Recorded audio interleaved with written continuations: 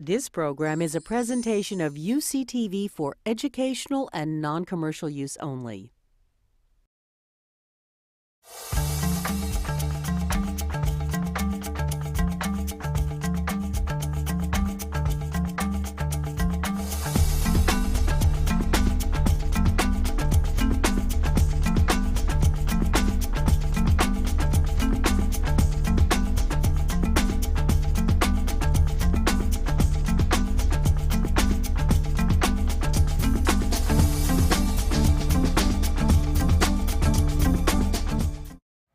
I'm going to cover just a little bit on the pure HVAC technologies and then turn it over to Corey for the lighting. There are three central technologies that are pretty much no-brainers, and those are the variable speed kitchen ventilation technology. We, 2 years ago at the conference, demonstrated one of those at the Covell Dining Hall where we're eating, saving 54% of the energy, as I recall. Virtually all of them save 50% of the fan horsepower, and depending on the weather conditions, 10 to 25% of the HVAC. So we are convinced those are really something every kitchen should look at. If they're not on your list, please put them on it. Save with Insight and DART are two different technologies for variable air volume systems. The first one, Save with Insight, basically takes an existing variable air volume system and replaces the measurement and control tool and algorithm. So they put in an airflow station and use the airflow coming out of the fan, not the static air pressure of the duct, and a different control algorithm that basically improves the efficiency and saves somewhere around 15 to 35% in our tests.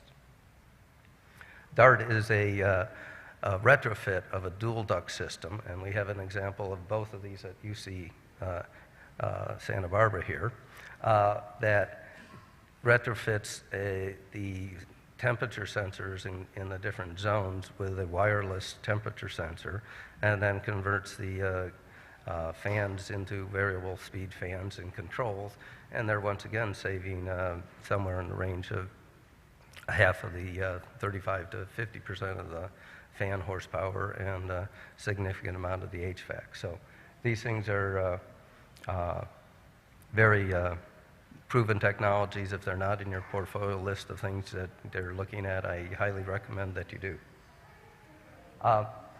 So I basically kind of went through most of this. The expected savings, once again, are 50%. If you have 5 dining halls, for instance, it's about 245,000, a quarter million kilowatt hours a year, and less than a 3-year payback. So these things really are, if you did the entire system, it's quite a significant amount of energy. The DART system I basically covered. Federspill Controls is a controls manufacturer. They can see more information at our booth and the Pure booth. It's a Pure developed product. This is the operating data from Cheadle Hall, where we put the DART system in, where it was saving 58% of the energy. With that, I'm going to turn this over to Corey Jackson to talk about the lighting solutions, sort of nicknaming the 50% solutions, really emphasizing putting in the deep energy savings that are saving the state-of-the-art 50 to 70%, not your typical retrofit savings that only save 20, 30%, because we're really concerned about the lost opportunity of us trapping that lower and poorer solution for the next decade. And with that, I'll introduce Corey Jackson, who's a research engineer at the CLTC and also the key person helping manage the field work and on our demonstration projects on the lighting side, and has done a wonderful job. And I think I look at the audience and I'd say probably 10% of you have met and talked to Corey already. So, Corey?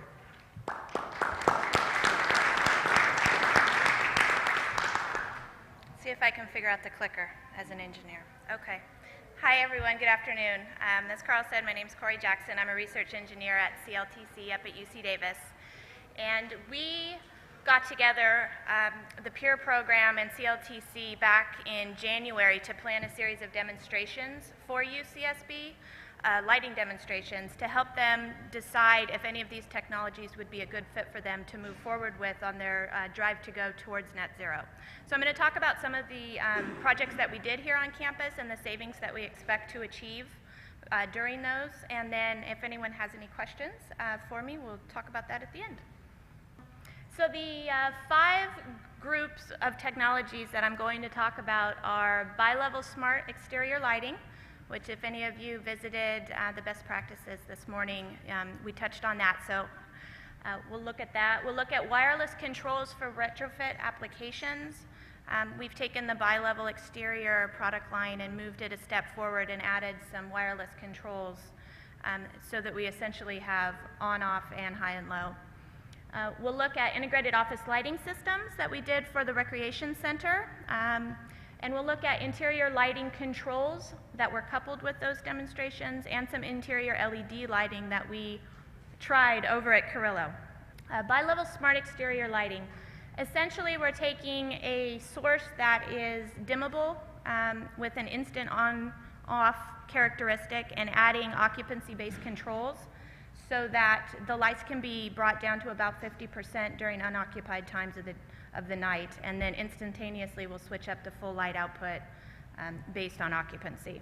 So the 2 technologies that we worked with here at the parking garage over Mesa Garage on the corner of Mesa and Ocean, we looked at an induction technology and an LED technology deck-mounted fixture. I don't know if anyone's been over to that garage, but the lights are on 24 hours a day, 7 days a week. Even the top deck is on, and it has good exposure to sunlight. So we really wanted to capture both the bi-level for nighttime savings, but to get them some daytime savings with the addition of photo controls. Currently, aside from Santa Barbara, we have demonstrations at Sacramento State University of the LED product, Cal Poly San Luis Obispo, who spoke this morning about their demonstration program. And then we have a campus-wide retrofit at UC Davis that they're moving forward with this initiative. So we're very excited, and all this stemmed from original demonstrations that came out of the peer program. The first luminaire that I want to talk about is a bi-level induction luminaire. It's a deck-mounted luminaire. Out of the box from the manufacturer, it did not come with any daylighting, so the next thing we'll talk about is the daylighting that was added. But this is essentially a 80-watt induction fixture that we replaced 150-watt high-pressure sodium. We have the same amount of light and distribution on the deck floor, so we're really happy about that. We added wireless relays into each of these fixtures that communicate to a single photocell on the garage, so we were able to extinguish the luminaires during the day along the perimeter where we were demonstrating.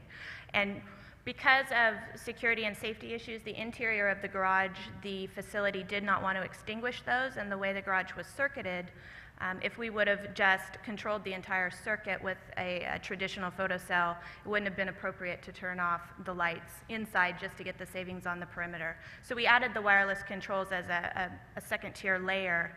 That product came out of the peer demonstration, the peer development program, and is now in demonstration. So they work with photocells, occupancy sensors, essentially any lighting load that you need to work with. The induction lamps, as I said, were selected because they have a very, very long life, so they reduce maintenance costs, and they're an instant restrike, instant on-off technology. So when we're switching for occupancy or switching for daylighting, there's not the warm-up time that's typically associated with your metal halide or your high-pressure sodium. And again, these are over at Lot 18. They're on the second floor along the eastern perimeter, if anyone goes by there and wants to check them out. And we expect about 58% savings from just the fixture itself, not including the daylighting. So the combination of the demand reduction from high-pressure sodium to induction coupled with the occupancy sensing should be about 58%. The second technology that we put in over at Mesa, one floor above the induction, was an LED fixture. This is the same fixture that Sacramento State University did in one of their parking garages. The same technology that's over at the Mondavi Center at UC Davis. So this is a deck-mounted fixture. It has fixture integrated occupancy and photo controls in each fixture. So there was no need to add the wireless controls after the fact for that. With LEDs, you can drive them at different currents, and so you'll get a variable light output based on the drive current. The fixture that we selected here is doing about 115 watts in high and 35 watts in low, and there's different combinations you can select for your facility. So it's nice to be able to do that. Actually, the ones we have in right now are going on-off, which was a mistake on my part, but in the end, they'll go to high-low, and they'll be 35 and 115. So right now, if you go over there during the night, you'll see an on-off switching based on occupancy. So, and with those, we expect about a 51% savings compared to the existing high-pressure sodium. Do I have? Payback. We did not look at payback in these slides. I can give that to you after the fact. I think we have it back at the booth. And we'll talk. So the third technology that we looked at was a bi-level fluorescent, and gentleman just asked about payback. The fluorescent is a very cost-effective technology, and we found that that was missing in the portfolio with the induction and LEDs, which can be much more expensive. So we came in after the fact, after the development effort was done with induction and LED, and added on just a low-cost fluorescent retrofit for facilities that really have cost in mind. And it essentially does the same thing. There's a bi-level ballast integrated into it, an occupancy sensor mounted on the side of the fixture, and it switches from 2 lamps down to 1 T8 lamps. It's available in a variety of fixture lengths and styles. This is out of the Daybright line of products, is their Vapor Loom series. So we're really excited about this one. I think it'll get a lot of traction just because of the price point. But at the savings at UCSB, we went from 2 T8s to another 2 T8 system, but because of occupancy in the garage where we installed it, it's over at lot 22, we expect about 35% savings from that technology. We did do one demonstration with a traditional lamp, which is a metal halide source. We did a perimeter wall pack over behind Carrillo, and it's a little more difficult to work with the traditional sources because of the restrike and warm-up times. But we went ahead and we're trying this out. There's 3 wall packs in the loading area, and we replaced a 150-watt lamp with another 150-watt lamp, added occupancy sensors to it so that it's going down by half during the night. And this facility is essentially empty most of the evening, so they're able to capture a pretty big savings there, 25%, even with no reduction in demand. And this is offered as well through Daybright. I talked a little bit about this with the induction fixtures. The technology that we used as the aftermarket is a development project that came out of a program from the Energy Commission called Lighting California's Future. And this technology, wireless interface for photosensors and motion sensors, or YPAM, is designed to work as an out-of-the-box solution with existing photocells and motion sensors. So this company is not making those sensors. You can get those anywhere. They're making the interface that will communicate wirelessly to the fixtures. So we expect, of course, 50% savings by adding this, because during the day those fixtures will be completely extinguished.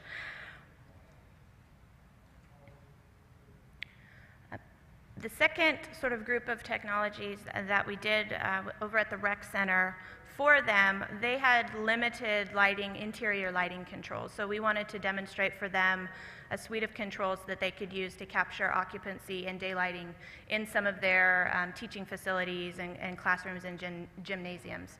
We ended up doing a suite of controls over at their ceramics room, which is a combination of simplified daylight harvesting. It's a photosensor technology that was developed at CLTC as part of the PEER program. The problem with photosensors is they're often difficult to commission, and they require recommissioning as space changes and lighting levels, reflectances and things in the room change. This is a self-commissioning photosensor, so in theory, once it's installed, we hope you won't have to come back and play with it anymore. We're going to investigate that as this demonstration goes on, but the big benefit is the self and auto-commissioning aspect of the sensor. We installed it in a suite, so to speak, of controls with occupancy sensing and then a low-voltage toggle override so that they could turn the daylighting off or turn the electric lights on if they needed, even though there was sufficient daylight. So that suite of technologies over at the Rec Center, we expect about 50% savings from that demonstration. And all of these products, I don't know if it's, yeah, they're all offered through the WattStopper currently. We expect more licensing agreements for the simplified daylight harvesting. It's available. LED lighting is making a big push in the exterior. It's, the interior is getting a little harder sell, I've found, with some of the campuses. And so we wanted to look at LED lighting in a variety of applications for the campus so they could see sort of the state of the art and decide if it was something that they wanted to move forward with or not. As part of the integrated office lighting system, which is the next slide, we have the personal lighting system, which is an LED task light system developed by FineLight in the upper right-hand corner there of the screen.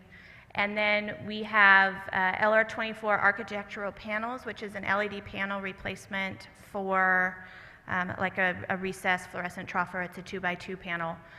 We've done that in an office over at Carrillo.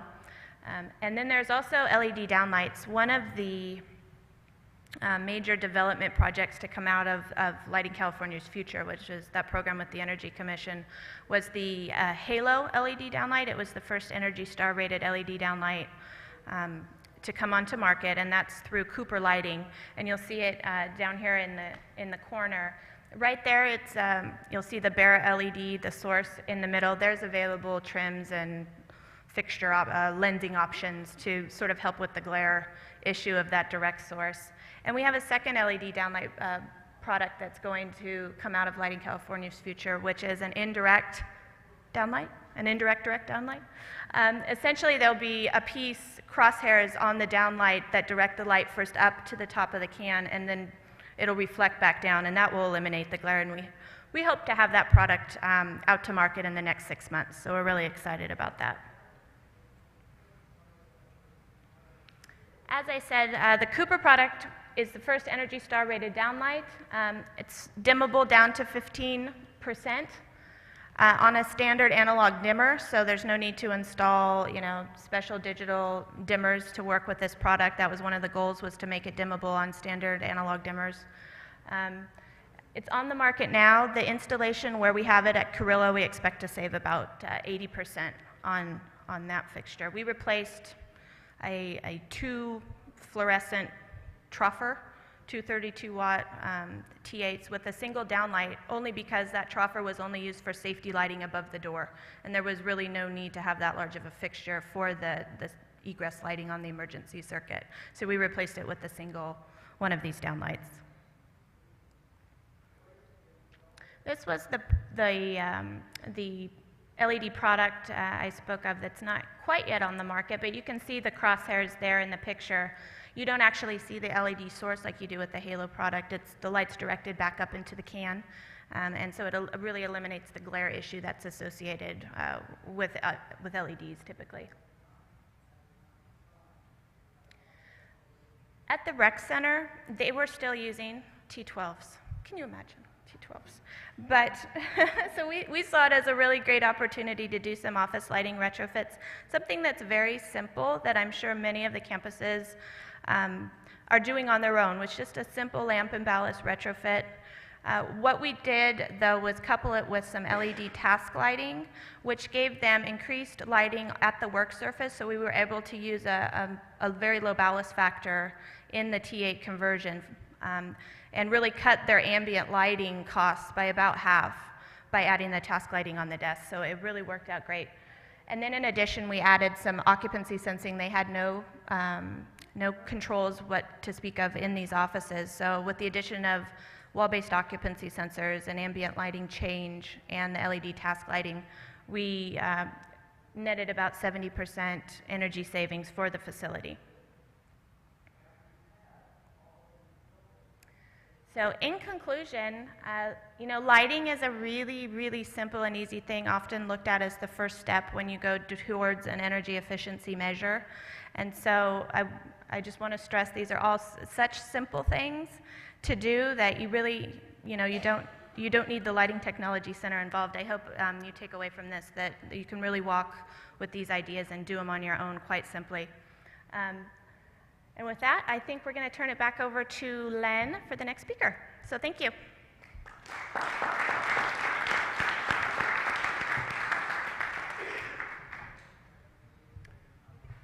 Thank you, Corey. Next up is Ted Tiffany. Ted is Energy Management and Design Lecturer at Sonoma State University, and he's going to tell us about some of the work that they've done out there on the campus. He's a graduate of Sonoma State as well, and has been involved with the campus since 1994. He teaches computer-aided applications for energy management and design through the Environmental Studies Department. He also works full-time in the Building Performance Management for Gutman and Benova Consulting Engineers, specializing in sustainable engineering. So please join me and welcome Ted Tiffany. Thanks.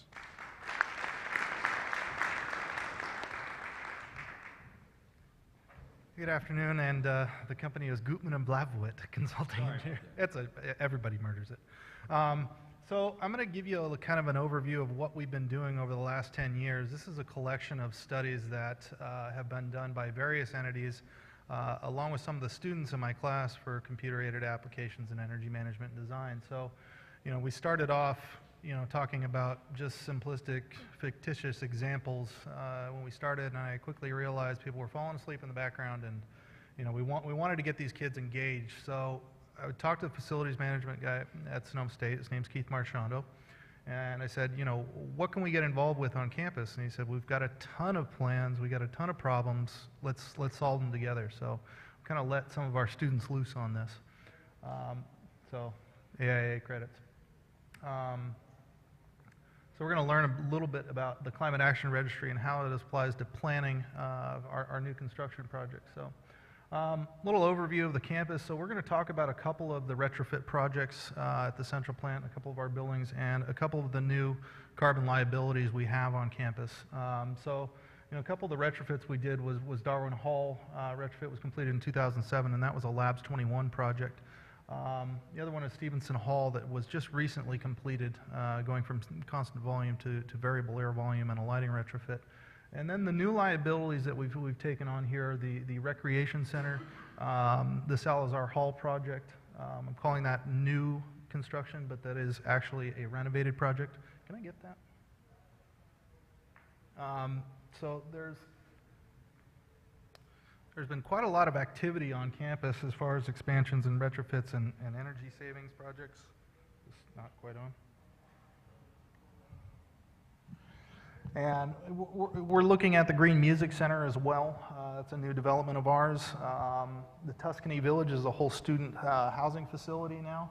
And the University Center is still in planning. Expected completion is 2011. So we've got a lot of stuff going on campus, and we're trying to figure out, you know, what are our new carbon liabilities for this expansion, and how is our retrofits on the other buildings applied savings to that. So what we're talking about here is carbon equivalent standards. Okay, so this is the California Climate Action Registry accounting measure that is not simply CO2. It is CH4 and O2 combined to be a global warming potential, or CO2e, you'll see in here, CO2 equivalent. There are other metrics. PG&E has their own emissions rates for their distribution. Architecture 2030 has their own metrics, but today we're going to be talking about the Climate Action Registry metrics for carbon conversions. So we're talking in metric tons of CO2e equivalent per year. So this is Darwin Hall in the existing laboratory building. So this was all constant volume. Quite a liability as far as energy use and energy cost in the building, and you know, really dark building. I did a lot of my classes when I was taking classes at SSU in this building, and it was miserable. Dark tinted glass. A lot of lighting power was in this building, up to 1.6 watts per square foot. No sub-metering of this building whatsoever. No building management system to know of. This was built in 1960. So this is the renovation. We wanted to look at the new programming for this space. What are the critical labs we need to deliver in this space? What are not so critical labs like geology labs and teaching labs? So we wanted to concentrate our our programming first on how do we redevelop this building. So, you know, we wanted to look at energy efficiency applications, and this particular building got to 53% below Title 24 standards. And I know Paul Matthews is in the audience right now, and Title 24 is kind of a hard metric for laboratory buildings. There's a lot that Title 24 doesn't include, but this is still a great goal on, or a great result for the Title 24 regulated system, so 53% better. So we went through this whole life cycle costing exercise and construction management, and the first application for this building was a variable air volume building that had a couple of steps of air change rates. So, you know, we had 3 different levels of air change reductions in the building that started out as a laboratory building, a classroom, and an unoccupied setback. So the unoccupied setback actually got value engineered at one point. But we knew the value of it through our life cycle cost exercises. So when we came back and we actually found funding for that to bring it down to 2 air changes. So essentially this is the metric we're using now with the help of Labs 21 to really look at how this building runs. You know, when the sash is open on the fume hoods, it's a laboratory building, okay? When those fume hoods are closed, it's a teaching classroom. And when it's unoccupied, we can drop down to 2 air changes. There's a lot of energy savings in that overnight, almost 50% of the time dropping down to 2 air changes, which is still safe by environmental health and safety concerns. So we've got occupancies installed in the lighting and the air change rate on the hoods so that we know when we've got those steps. And we actually came out with $56,000 savings a year at a first cost of $48,000. So incredible quick payback for a simple step that originally got value engineered. So if we're going through these value engineering phases, keep note of what has been value engineered for future projects and implementation. So now we use an innovative technology, and we're blessed with a climate that we can do this. These are what we call indirect direct evaporative cooling systems, so 2-stage evaporative cooling. And in our climate, it works ideal. When our climate gets hot, it also gets dry. So we're able to use this 2-stage process with very little chilled water usage, or in a couple of the buildings, actually DX component usage. So we've got a huge peak demand reduction from these air handler systems, and an overall savings throughout the year of almost 90% of our chilled water, we never use it. So 90% of the time we can get away without it and still provide decent cooling for the spaces. These are integrated heat recovery systems, okay? So every CFM of air that comes into the building is exhausted immediately. These are 100% outside air systems, and every bit of that air goes through the heat recovery system. So we're making sure we capture every bit of energy we can that's leaving the building and putting it right back in. An enormous amount of energy savings for heat recovery. So we're talking about current energy costs, and the savings potential of these systems are incredible, and we're not even considering in this slide the future impacts of energy costs, and those are ever rising.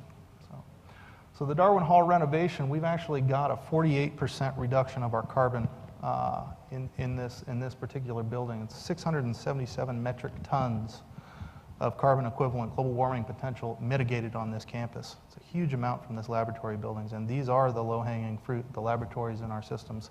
They have the biggest potential for energy savings. We've got the lighting power density down to 1.1 watts per square foot. We've got integrated energy management systems and monitoring. So as we do these building performance modelings, we can now go verify them with the energy savings details coming out of the building management systems.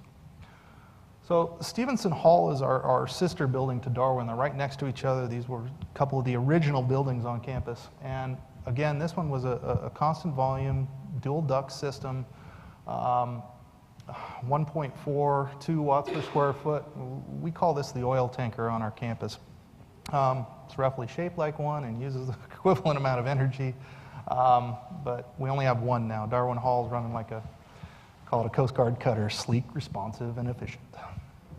So what we did a renovation to include variable air volume controls in the building.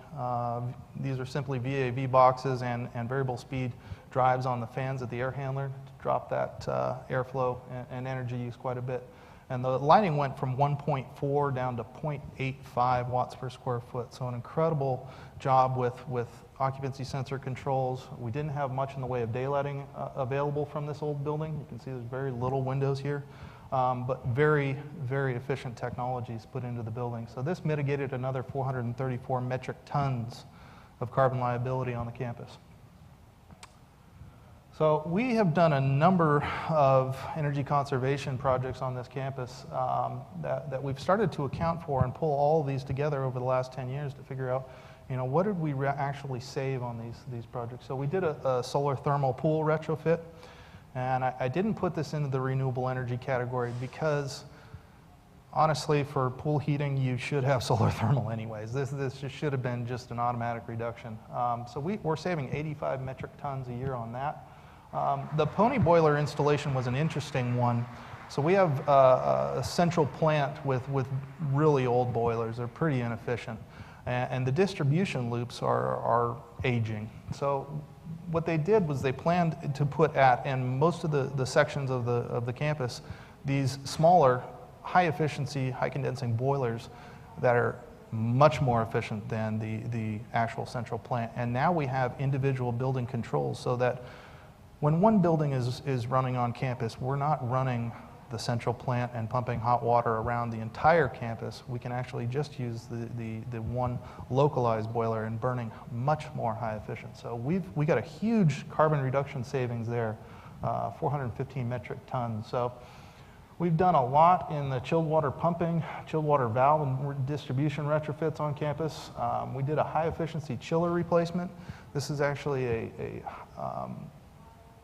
constant speed chiller, but a very high efficient one that we charge our thermal energy storage tank. So we didn't really have the need for variable speed. And the cooling tower replacement. So these added to quite a bit of mitigation for our carbon liabilities on campus.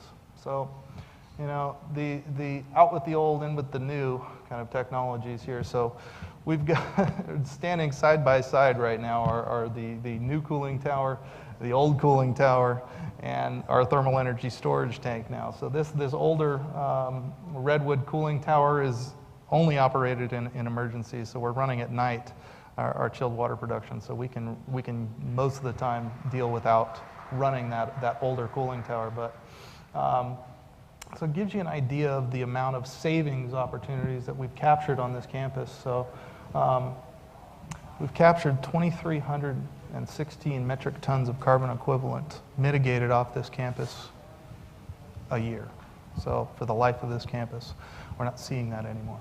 So now let's talk about our new liabilities, okay? What has been constructed on our campus while we're doing these retrofit projects? So this is our new recreation center, and this was completed in, I believe, 2003, 2004, somewhere around there.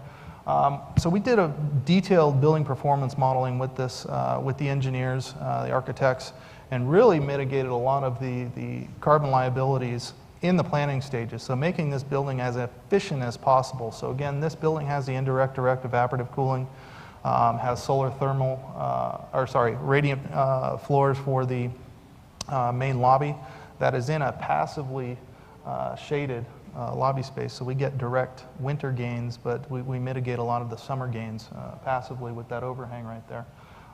The lighting in this facility is outstanding. So the gymnasium lighting is actually CFLs with daylighting controls.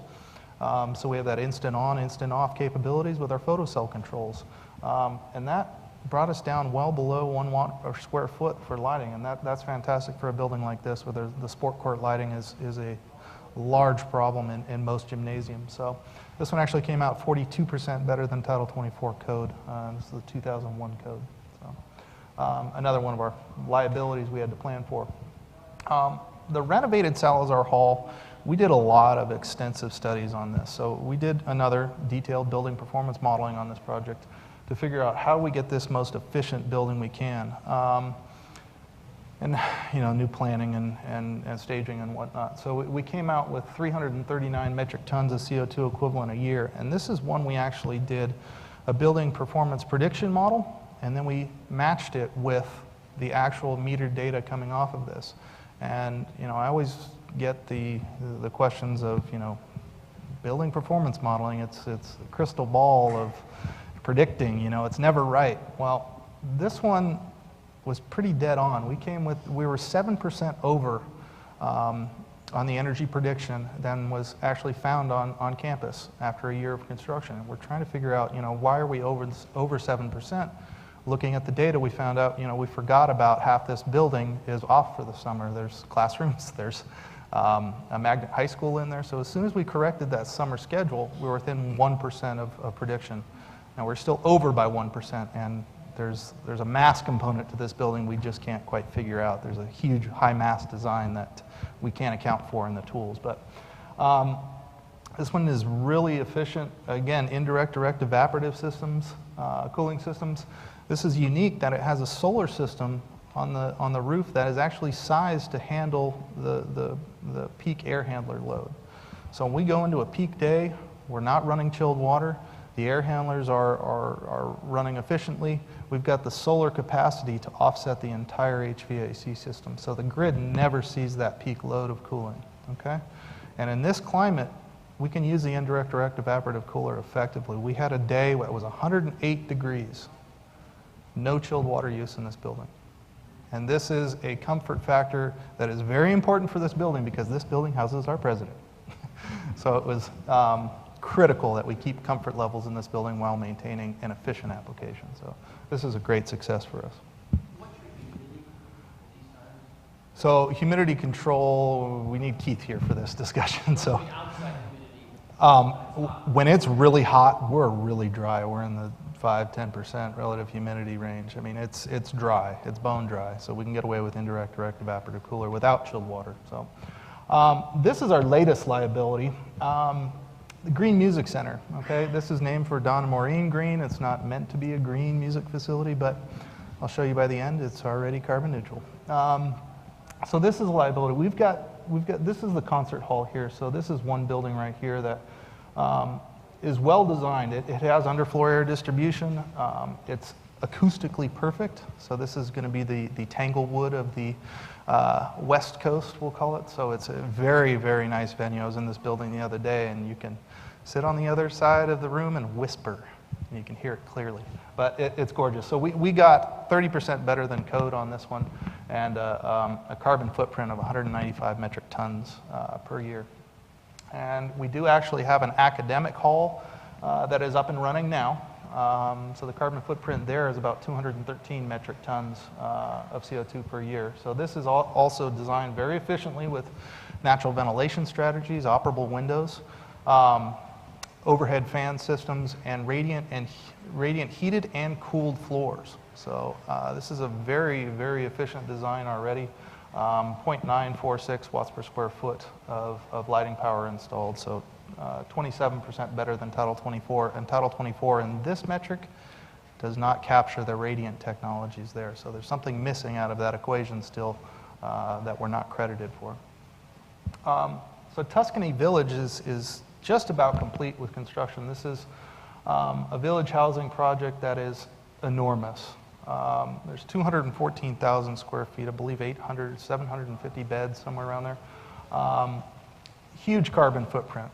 Over 1,000 metric tons a year that we need to mitigate for this project. But it's still well designed. Radiant floor systems, high efficiency boilers, improved thermal envelope, good shading devices, thermal mass with the radiant slabs. So, concentrate on effective design first to help us mitigate and get to zero with these projects. So I just added this project in because we just got the energy models back on this project to figure out what this impact is going to throw into our carbon planning. So this is a dining facility that has a lot of, I was talking to some of the food service guys here talking about how they mitigate their carbon impacts. And food service has a large carbon impact. One, because of the ventilation. Two, because of the cooking appliances, refrigeration needs. We can go on and on, but there's a big carbon liability in this building, 635 metric tons per year. But again, we can still plan for indirect direct evaporative cooling and get that peak demand reduction that we want. And really design in high efficiency from the get-go. So this one's actually 43% better than current Title 24 code. We do have a couple of renewable energy productions on campus. This first one on Salazar Hall offsets about 33 metric tons of CO2 per year. And the Recreation Center actually has a 48 kilowatt system on top that mitigates about 10 tons a year. So now here's the ooh, I still have question marks in there. Sorry. We know what that is now. So I think I sent a late slide in, but hey. So these are all the projects that we need to mitigate in our planning through 2011, I think. Perhaps 2012, the University Center might be finished, but we're planning through 2012 right now for our carbon mitigation. So right now, with the energy savings projects that we've done on campus, we're accounting for 90% of that carbon CO2e emissions for the campus with our retrofits of our central plant and the 2 other buildings. So it was kind of sad to say after I added the University Center, I was 108% before this, and I added that in and we went to 90%. So we still got a little bit of work to do, but I think that's a fabulous example of CO2e emissions plannings for future growth with energy efficiency projects. So, you know, what are the next steps? You know, this study only accounts for the energy use in the building. We still need to account for all the travel, commuting to and from campus, food service, things like that. But we've still got a lot of work to do on our energy modeling side. So we're going to be looking at these developments in the next round of classes, I hope, and see how we can mitigate those efforts. So the students I had in my computer modeling class this year took on these 5 projects that we have not yet accounted for. So are already planning to hand over to facilities a map of these additional projects to see where we can mitigate energy efficiency projects. So the project that we did at Stevenson Hall that just finished in 2009 started with a student project. They modeled the building, they did the life cycle cost analysis, and they handed that over to facilities to go get it funded. I was proud to call those students that I had in 2007 that did that project and say, hey, guess what? Your project just got completed.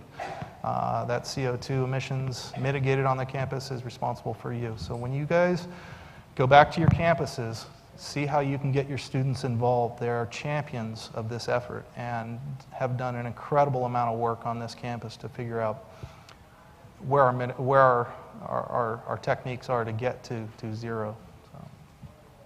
And I just want to thank Keith Marchando, who's been my mentor on campus. He's retired, and you know, he always says that Bruce Walker was always his inspiration, and he lends all of his credit to Bruce. So I need to just thank these folks and thank Keith in his retirement for all the work he's done for the students and the faculty and our campus in general. So thanks.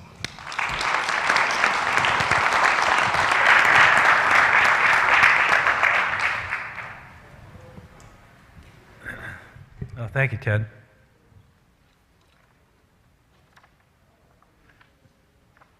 Next up, Robert Striff from UC Los Angeles, UCLA. Robert is currently the energy manager at UC Los Angeles, UCLA, and is one of the contributing authors of the Campus Climate Action Plan. Robert has over 17 years experience working in the energy industry. He holds a professional engineering license from the state of California and is lead accredited professional for UCLA's public affairs building and lead existing building certification programs. Please join me in welcoming Robert.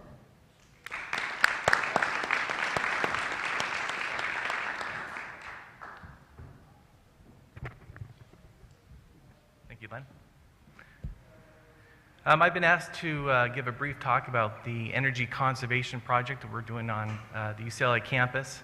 It's one of our largest, in fact, it is the largest project that facilities management has attempted. It's a 4-year project, and it's about a $16 million cost before utility incentives. So,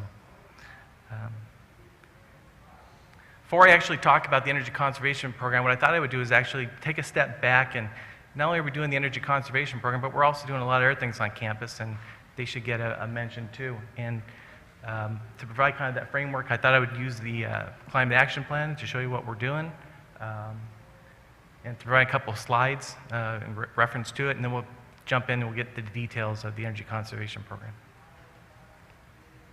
So this is the graph. This is one of the summary of basically the climate action plan. Basically shows the calendar years on the x-axis, going up with the carbon reduction on the y. The bands of color are the projects that we're currently doing or planned. Majority of these projects are in process. The top line is we call it BAU, it's business as usual. This is what the campus missions would be if we did not do anything. So, and then two other targets. The 2020 target is the AB 32 target, and the 2014 is the UC target. I think unlike most other campuses, our lines are actually switched. It's not a mistake. The 2020 target is actually higher. In that case, it kind of makes sense. We installed a cogeneration facility after 1990 and before 2000. So this is a little more. This is just the tabular representation of the graph. HVAC Phase 1 is the ECP project. We just call it that because of the readers, it'd be a little bit clearer. Actually, I just want to ask a real quick question. How many people actually have looked at the UCLA Climate Action Plan? Nobody? Okay. Basically, it's a roadmap of how UCLA is going to meet the criteria they talked about before, the deadlines or AB 32 and the UC requirements. These are our planned projects. As you can see, a lot of them are in progress, and that's because of that 2014 date is the one that we really have to meet. That's the one that's hitting us now. So HVAC Phase 2, that's a continuation of the ECP project, but it's on our buildings that are more science or more medically oriented. It also shows the percentage of the total reduction that we're planning on campus. So the ECP is by far the largest reduction on campus. There's a slide. This is showing basically the cost impacts, the annual carbon reduction. And in terms of a ranking or prioritization, I've shown the factor. For the T8 replacement, that has the lowest overall. It's because we're basically retrofitting or replacing T8s that are 32 watts with T8s that are 28 watts. So that's relatively low impact. We're doing that across campus. It's a 4-year project. Occupancy sensors, they're going across 37 buildings across campus.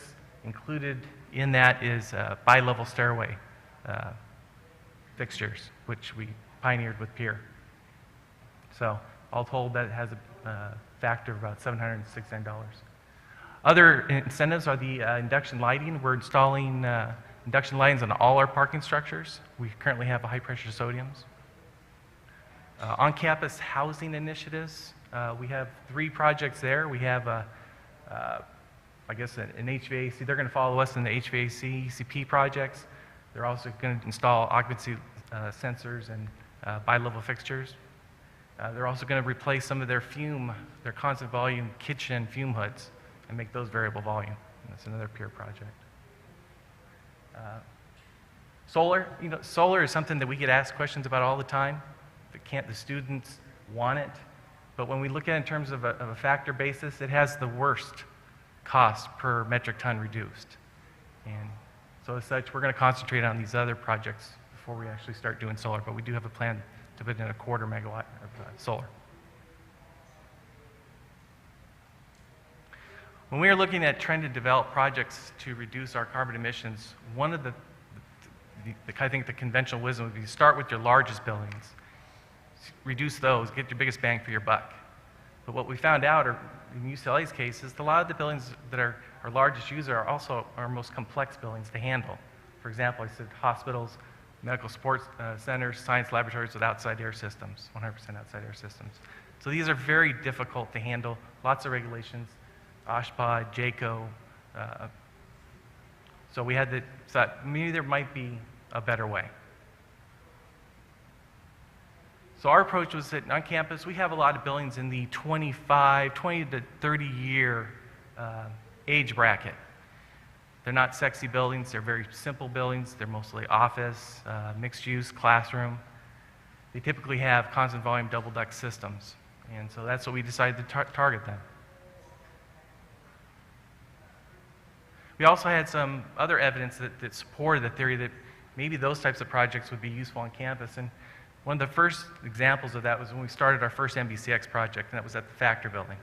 And at the Factor Building, it was an MBCX, so we're looking at a commissioning exercise. When we began the process, what we started realizing right away was the mixing boxes were not functionally testing. They were failing. And so instead of going forward with the project, we had to stop, regroup, and basically do a retrofit project. In addition, when we were looking at the certifying our first pilot for LEED EB certification, that was a 50-year-old building. And the same problems followed that building as well. Initial tests did not support that we were going to be able to make the minimum energy requirement unless we did something serious to improve the ventilation systems. After going through the energy conservation process and converting those systems, we got the most points for the energy section for our LEED EB, so it does work. We also had an example of trouble calls. Trouble calls were coming in, and basically they didn't make sense. In the middle of the summer, we were getting too cold calls. Likewise, in the winter time, we were getting too hot. So this additional anecdotal evidence was suggesting that these mixing boxes were not working. We were also starting to listen to our building operators. They kept telling us, year after year, if there's a problem, there's a problem.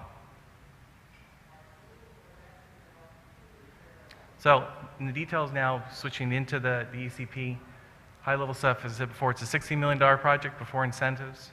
After utility incentives, we think it'll probably be 13 to 14 million. It's a 4-year project. We're going to change over 180 systems, fan systems. Anticipate 4 million in energy savings. It's going to occur on 26 state-funded buildings. One non-state funded entity has participated with another one on the way. Project scope, we're going to install 2 weather stations. This will provide more accurate data into our building automation systems. We don't really have a centralized weather station. We rely on outside weather data for it, but we're going to do it internally. At a building level, we're looking at the chill water system. We're going to replace the valves, the motors, install VFD drives, and where possible, install bypasses around those pumps and just let it ride off our cogeneration supply system. And in terms of the air distribution side, the mixing boxes, this is where the bulk of the cost is going to occur. Converting those to variable volume double ducts. We're adding VFDs, obviously, to the supply and return fans. CO2 sensors, control economizers, replace dampers, isolation dampers, and the control systems, all new controls where possible. We're also adding building level metering. That's in support of the utility incentives we're going to be getting. In terms of the project team, because of the magnitude of this project, there's lots of people and entities involved. And as such, given our normal workload, that's doubling our workload. So here's how we're organized. We have an executive oversight team. It's composed of about 4 or 5 managers, directors, overseeing the project, make sure it stays on budget. But then there's also external resource. The bulk of the mixing box change outs. Valve modifications are being handled by external sources. Internal resources are done as necessary. The bulk of the work is we're trying to do it with the external support to keep the project on track, but sometimes things just don't work out. And internal support forces will come in and handle the specialized cases. Because of the large volume of work and the ordering of materials and labor contracts, we have a significant involvement with the utility contracts. Because we're at the building, or actually at the room level, and changing mixing boxes, building coordination with the occupants is critical. Also, finally, utility provider coordination, that's to get the incentives. They need to do pre-inspections, they need to do post-inspections, there's measurement verification going on, so they're actively on campus as well. It's typical schematic, included for the engineers in the audience. Basically shows this is a standard configuration. This is also something that actually never occurs because of the variableness in the buildings and how they're constructed. This is a starting point. Oftentimes it's customized, and we work from there. But what I think that the key points is it gives us a starting point. And so when we're dealing with the building operators or the zone support staff, one of the critical things is, why was the reset schedules at this point? Why do we have this? And oftentimes they're not able to tell you why. So we start with the basic document and we modify as necessary.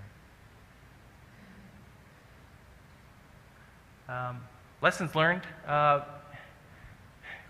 Often cases when we're in the building, if we had a problem with the building coordinator, let's say on a regular basis, and the energy conservation program came through, it just magnified it.